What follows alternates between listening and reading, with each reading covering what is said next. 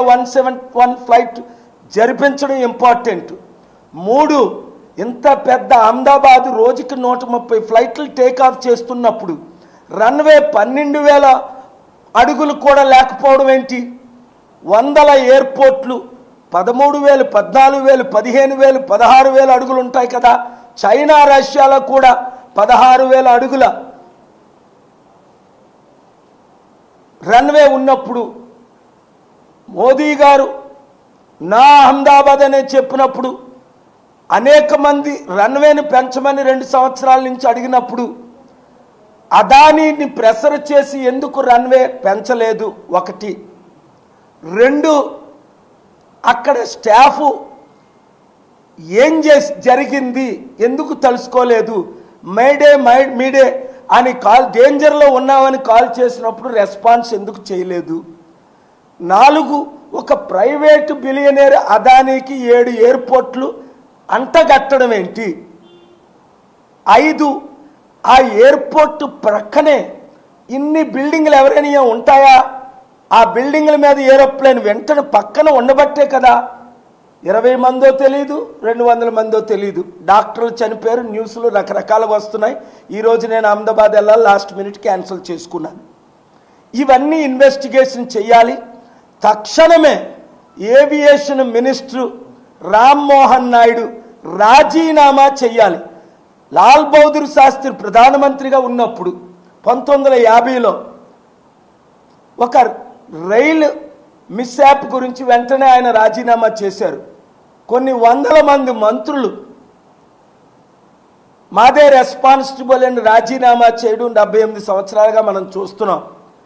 మరి అనుభవం లేని రామ్మోహన్ నాయుడు, నా కూతురి కంటే చిన్న వయసున్న రామ్మోహన్ నాయుడు, ఏవియేషన్ గురించి ABCDలు తెలియని రామ్మోహన్ నాయుడు, MBA చేసిన రామ్మోహన్ నాయుడు, సివిల్ ఇంజనీర్ చేసిన రామ్మోహన్ నాయుడు, ఇంత పెద్ద దేశం ఉన్న అనుభవం లేనివాడు, ఒక ఫ్లైట్ని నడపలేనోడు సడన్గా ఫ్లైట్ని నడపగలరా?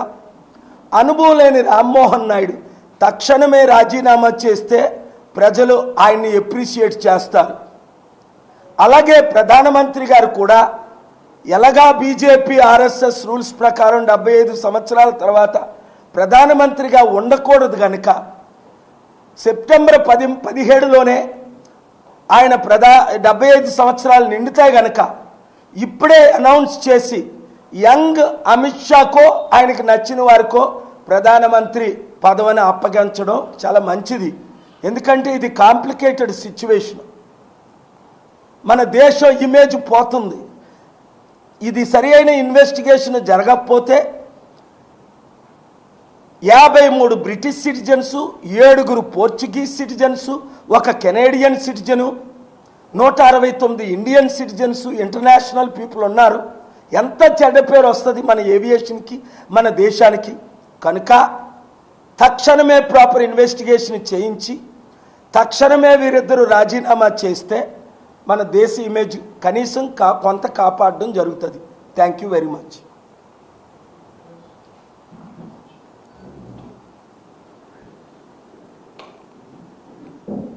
I hope no questions.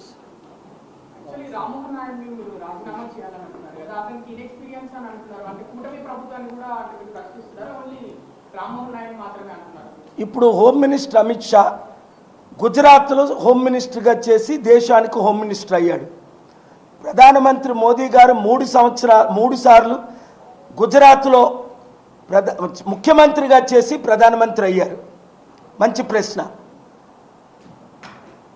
Jayashankar ఒక అంబాసిడర్గా చైనాకి, చెక్ రిపబ్లిక్లోకి ఉండి, చెక్ రిపబ్లిక్, ఇప్పుడు ఆయన ఫారిన్ మినిస్టర్ అయ్యాడు. వీళ్ళెవరు ఫారిన్ పాలసీలు నేను అప్రిషియేట్ చేయను. వాళ్ళ కూటమి ప్రభుత్వం మోదీ గవర్నమెంట్ చేస్తున్న అన్నీ తీవ్రంగా నేను ఖండిస్తూనే వస్తున్నా. కానీ రామ్మోహన్ నాయుడికి ఏవియేషన్లో 0 అనుభవం. ఆయన చదవలేదు ఏవియేషన్ గురించి.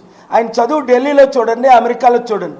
సివిల్ ఇంజనీర్ చేశాడు, MBA అంటే మాస్టర్ ఆఫ్ బిజినెస్ అడ్మినిస్ట్రేషన్ చేశాడు. ఆయన ఇంత పెద్ద దేశానికి 1 రోజు అనుభవం లేని ఆయన నెత్తి మీద ఇంత భారం పెట్టడం ఏంటి? ఆయన ఆ భారాన్ని తీసుకోవడం ఏంటి? ఆ పనికిమాలిన పోస్టు రెస్పాన్సిబుల్ పోస్టు మన తెలుగు వాళ్ళకి ఇచ్చి ఇన్సల్ట్ చేయడం ఏంటి? ఎన్నో పోస్టులు ఉన్నాయి కదా ఇవ్వడానికి. ఇచ్చిన వాళ్ళకి బుద్ధి ఉందా? తీసుకున్న వాళ్ళకి బుద్ధి ఉందా? ఇది క్లియర్ ఫెయిల్యూరా కాదా? జీరో ఎక్స్పీరియన్స్ ఉన్నారు రామ్మోహన్ నాయుడికి ఒక ప్రపంచంలో పెద్ద దేశమైన ఇండియా ఏవియేషన్, అందులో ప్రైవేట్ వాళ్ళకి అదానీ లాంటి వాళ్ళు 7 ఎయిర్పోర్ట్లు నడుపుతున్నారు. ఇన్ని ఎయిర్లైన్స్, జెట్ ఎయిర్వేస్ క్లోజ్ అయిపోయింది, సహారా క్లోజ్ అయిపోయింది, కింగ్ ఫిషర్ క్లోజ్ అయిపోయింది. ఇన్ని కాంప్లికేషన్స్ ఏవియేషన్ ఇండస్ట్రీ అంటే రన్వేలు పెద్దవి లేవు. ఇప్పుడు నా 747 ఉంది, ప్రపంచంలో నెంబర్ 1. అమెరికన్ ప్రెసిడెంట్కి మాకు ఉన్నది. మేము అడవిలో చేరిపోతాం ఎస్పీ, ఎందుకంటే అలాంటి ఏరోప్లేన్లు బోయింగ్ 25 చేసింది చరిత్రలో. ఆపరేషన్లో ఉన్నాయి అప్పుడు వరకు నేను నడుపుతుంది 2 మాత్రమే. మేము రన్వే లేకుండా దిగిపోతాం చారిటీ సిటీలో హ్యూమనిటేరియన్ ఎయిడ్ తీసుకొని. ఇది అలా కాదు కదా. ఏలైనర్ 787 అంటే దానికి పెద్ద రన్వే ఉండాలి, ప్రాపర్ కోఆర్డినేషన్ ఉండాలి, ప్రాపర్ అడ్మినిస్ట్రేషన్ ఉండాలి, ఎక్స్పీరియన్స్డ్ లీడర్స్ ఉండాలి. ఏది ఒకటి మిస్ అయినా, ఇప్పుడు అహ్మదాబాద్లో మిస్ అయినట్టు చెడ్డ పేరు ఎవరికి? మోదీ గారికి, నాకు కాదు కదా, ప్రైమ్ మినిస్టర్కి, ఆయనకే. సో రామ్మోహన్ నాయుడు లాంటి యంగ్ ఇమెచ్యూర్డ్ కి ఇంత పెద్ద పదవి కాంప్లికేటెడ్ ఇవ్వచ్చా? అలా కాదు. చంద్రబాబు నాయుడు గురించి మాట్లాడడానికి ఇది సమయం కాదు. ఇది ప్రైమ్ మినిస్టర్ రెస్పాన్సిబుల్, అలాగే aviation minister responsible. Chandrababu Naidu prime minister ఏం మాట్లాడుకుంటారో అది వాళ్ళ ఇష్టం. రామ్మోహన్ నాయుడు మాత్రం తక్షణమే రాజీనామా చేయాలి. 75 సంవత్సరాలు వయసు వచ్చిన చంద్రబాబు నాయుడు రాష్ట్రాన్ని నడపగలుగుతున్నాడా? లేదు. 75 సంవత్సరాలు వయసున్న మోదీ గారు దేశాన్ని నడపగలరా? లేదు. అలాగని ఇన్ఎక్స్పీరియన్స్ లేని, కనీసం అనుభవం లేని, కనీసం చదువు లేని, ఏవియేషన్ ఫీల్డ్లో ABCDలు రాని రామ్మోహన్ నాయుడికి ఇంత కాంప్లికేటెడ్ పదవి ఇవ్వకూడదు, ఇస్తే ఆయన తీసుకోకూడదు. ఇది మంచి అవకాశం గనక అనేకులు రాజీనామా చేసినట్టే తక్షణమే ఆయన రాజీనామా చేయాలి. లేదు అంటే ఇంటర్నేషనల్ కమ్యూనిటీ నుంచి ప్రెషర్ వస్తుంది. ఏవియేషన్ మినిస్టర్ ఎవరు? ఆయనే కదా రెస్పాన్సిబుల్ దీనికి. అరే 37 సంవత్సరాల వయసున్న కుర్రాడికి ఏవియేషన్ మినిస్టర్, ఆయనకు అనుభవం ఉందా? లేదు. ఏవియేషన్ ఎడ్యుకేషన్ ఉందా? లేదు. ఏవియేషన్ ట్రైనింగ్ ఉందా? లేదు. ఆయన ఇంజనీర్ చేసినోడికి వెళ్ళి కారు డ్రైవర్ని తీసుకెళ్ళి ఏరోప్లేన్ నడపమంటే నడుపుతాడే? ఎంత మంచి డ్రైవర్ నా డ్రైవర్ శ్రీను. కానీ నువ్వు ఏరోప్లేన్ నడపరా అంటే నడుపుతాడా? ఆయన MBA కనుక అడ్మినిస్ట్రేషన్ మినిస్టర్ పదవి ఏదైనా ఇవ్వండి, చిన్నదో పెద్దదో. పెద్ద పదవులు ఏమో ఆంధ్రాకు మోదీ గారు ఎవరు, చంద్రబాబు పవన్ కళ్యాణ్ అడగరు. ఇది పొలిటికల్గా క్వశ్చన్స్ అడగకండి, నేను పాలిటిక్స్ జవాబు చెప్పను. మీరు అడిగారు కనుక నేను కౌంటర్ ఇస్తున్నాను. Rammohan Naidu is not fit for aviation minister. That I have proven because he has no aviation experience. నేనున్నానంటే 91 నుంచి నా సొంత ఫ్లైట్లు ఉన్నాయి, నాకు అనుభవం ఉంది, నాకు దీని గురించి మాట్లాడే అర్హత ఉంది, నాకు పెద్ద టీమ్స్ ఉన్నారు, పైలట్స్, ఇంజనీర్సు, ఏవియేషన్ అనుభవం. కానీ నేను నడపనే. నాకు చిన్న సెస్నా నుంచి, చెర్కీ నుంచి ప్రపంచంలో 5,000 కోట్లు 747 91 నుంచి ఇప్పుడు వరకు నేను ఎప్పుడు, నాకు ఫన్ ఉంది, నేను లోపలికి వెళ్ళి నడపనే. మా పైలట్స్ అడుగుతారు వచ్చి కూర్చోమని, వాళ్ళు లోపలికి వెళ్తాను, వాళ్ళతో ఫోటో తీసుకుంటాను. కానీ నేను ఎప్పుడు పైలట్ సీట్లో కూర్చోను, ఎందుకంటే నాకు రాదు, రాని పని చేయకూడదు.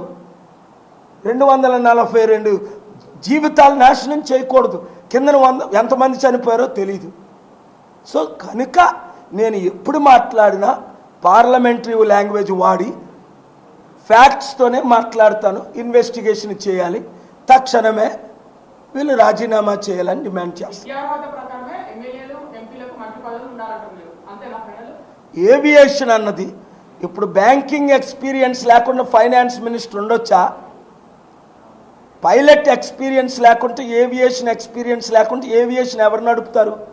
776 ఎంపీలు ఉన్నారు లోక్సభ రాజ్యసభలో. ఎంతోమందికి ఎంతో అనుభవం ఉన్న వాళ్ళు ఉన్నారు. అనుభవం లేని కుర్రాన్ని తీసుకెళ్ళి నువ్వు దేశాన్ని ఏవియేషన్ని నడిపించడం తప్పు కదా? ఆయన తీసుకోవడం తప్పు కదా? చంద్రబాబు నాయుడు యాక్సెప్ట్ చేయడం తప్పు కదా? ఈ ప్రశ్నలు నేను అడుగుతుంది కరెక్టా కాదా? ఇప్పుడెందుకు అడుగుతున్నాను? ఇలాంటి యాక్సిడెంట్ ఇంకోటి జరగకూడదని. ఎందుకు ఇన్వెస్టిగేషన్ చేయమంటున్నాను? ఇలాగే ఇంకొకరు ప్రాణాలు పోకూడదని. ఇప్పుడే ఎందుకు అంటున్నాను? ఇప్పుడైతేనే మీడియా దీన్ని ప్రజల వద్దకు